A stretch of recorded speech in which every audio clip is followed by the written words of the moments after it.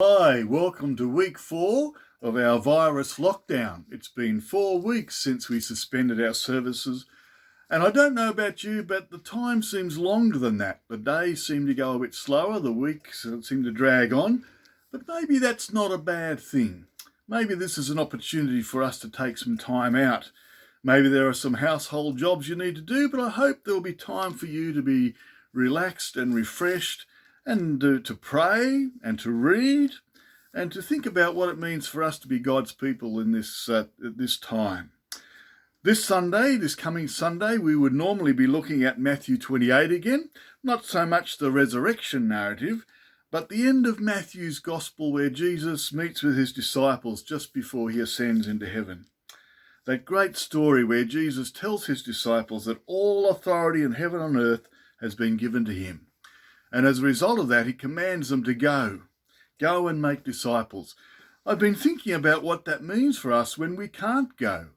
Many of us who are isolated in our homes for our own safety or for the welfare of others, or even the rest of us whose movements are restricted. What does it mean for us to go when we can't? How can we be obedient to this command? Well, I want to encourage you that we can get ready to go, even if we can't physically go at this time. We can get ready by praying.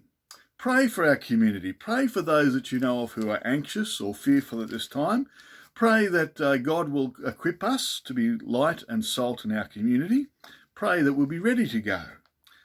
And then we can perhaps prepare ourselves. What does it mean for us to share the gospel?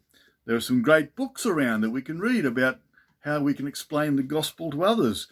Many of you may be familiar with John Chapman's book, Know and Tell the Gospel. It's still in print. It's a great little read and a great tool for helping us to understand what the gospel is and how we can share it. So pray and prepare. Get ready to go.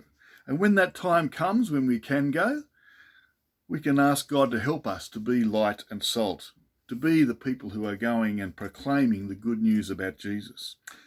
But I want to remind you also of the last verse of Matthew's Gospel, verse 20, where Jesus says, "And I am with you always to the very end of the age." What a great promise to finish the Gospel with. What a great promise for us to hold on to, that when we do go, and even in this time before we go, Jesus is with us, even to the end of the age.